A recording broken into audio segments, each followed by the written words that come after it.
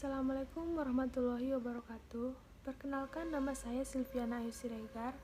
Di sini saya akan menampilkan video pembelajaran tentang bahasa baku dan tidak baku. Baiklah, saya di sini akan menyampaikan materi tentang bahasa baku dan non baku. Yang pertama yaitu bahasa baku. Bahasa baku adalah bentuk bahasa yang telah mengalami proses standarisasi, yaitu tahap menegakkan tata bahasa dan kamus normatif. Penerapan bahasa baku biasanya melibatkan kodifikasi norma kebahasaan dan sistem ejaan, serta penerimaan konvensi ini oleh khalayak umum. Bahasa baku diterima di masyarakat sebagai penerti komunikasi publik dan formal, seperti dalam perundang-undangan, surat menyurat, dan rapat resmi. Varietas tersebut dianggap isolate netral yang digunakan oleh keseluruhan masyarakat yang bersangkutan, terlepas dari asal geografis atau sosial mereka. Selanjutnya, pengertian dari bahasa tidak baku. Pengertian bahasa tidak baku. Setelah memahami pengertian kata baku, selanjutnya adalah pengertian kata tidak baku. Pengertian kata tidak baku merupakan kata yang digunakan tidak sesuai dengan kaidah atau pedoman bahasa yang telah ditentukan. Umumnya, kata tidak baku sering digunakan dalam percakapan sehari-hari atau dalam bahasa tutur. Ada berbagai faktor yang mengakibatkan kata-kata tidak baku bisa terucap. Di antaranya, yang pertama, satu menggunakan bahasa tidak mengetahui bentuk penulisan dari kata yang dimaksud. Dua, yang menggunakan bahasa tidak memperbaiki kesalahan dari pemakaian suatu kata. Inilah yang mengakibatkan kata tidak baku selalu muncul. Yang ketiga, ada yang menggunakan kata bahasa sudah terpengaruh oleh orang-orang yang terbiasa dengan menggunakan kata tidak baku. Yang keempat, orang yang menggunakan bahasa sudah terbiasa memakai kata yang tidak baku. Materi kedua yaitu pengaruh bahasa daerah dengan bahasa asing. Pengaruh bahasa daerah. Sehari-hari biasanya kita cenderung menggunakan ragam bahasa yang bersesuaian dengan kebiasaan di daerah kita. Bahasa baku tidak dipengaruhi oleh bahasa daerah seperti penambahan akhiran pada suatu kata, istilah, atau sebutan tertentu, ataupun perubahan awal kata. Sebagai contoh, kalimat tidak bakunya anak itu belum makan, sedangkan kalimat bakunya yaitu anak itu belum makan.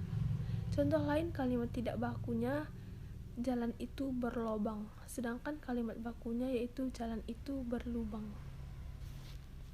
Selanjutnya yaitu pengaruh bahasa asing. Ragam bahasa baku tidak dipengaruhi oleh bahasa asing. Jika terdapat pengaruh bahasa asing seperti penambahan kata bantu, pertukaran posisi, perbedaan makna, sebagainya, maka bahasa tersebut merupakan bahasa tidak baku.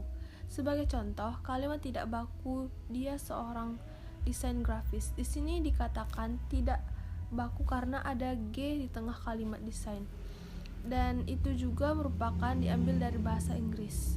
Contoh lainnya yaitu persamaan linear dua variabel.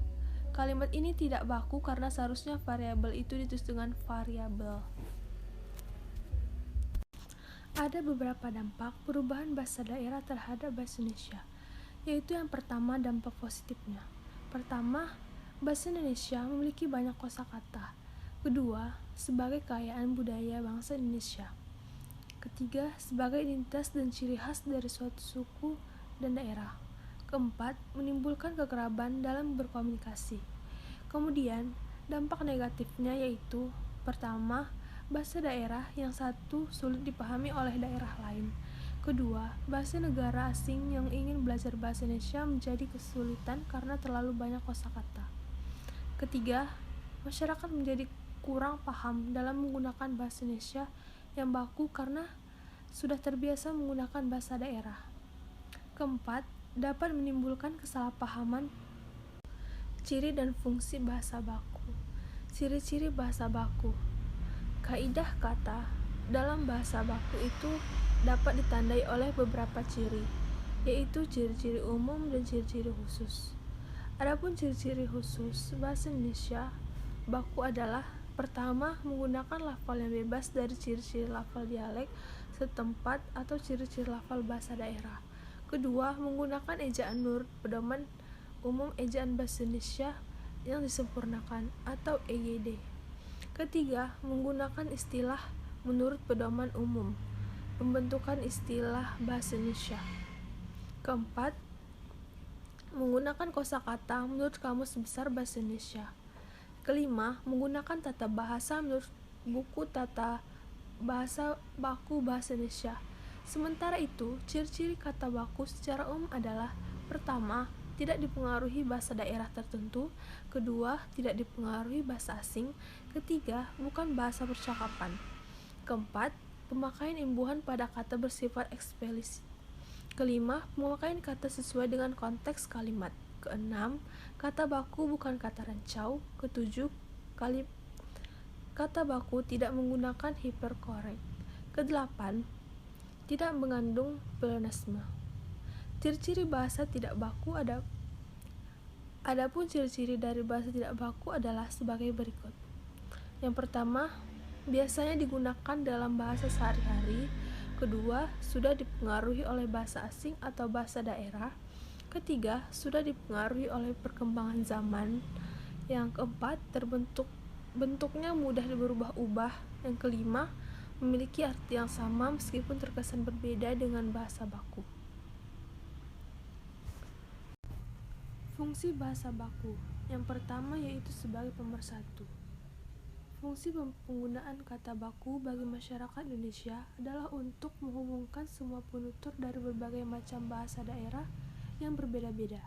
Nah, dengan penggunaan kata baku, bahasa baku dapat dijadikan pemersatu masyarakat daerah menjadi satu bangsa. Kedua, yaitu sebagai pemberi kekhasan. Indonesia mengharuskan setiap wilayah daerahnya menggunakan bahasa baku, yaitu bahasa Indonesia sebagai bahasa nasional. Nah, melalui fungsi itu, maka bahasa baku dapat memperkuat rasa nasionalisme masyarakat daerah yang bersangkutan. Ketiga, yaitu sebagai pembawa kewibawaan. Bahasa baku juga ikut serta membawa kewibawaan atau prestise seseorang.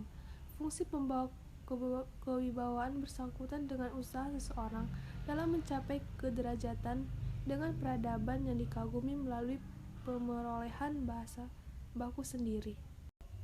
Contoh kata baku dan non-baku. Contoh kata tidak baku yaitu aktif. Seharusnya kalimat bakunya yaitu aktif, akhirannya V bukan P.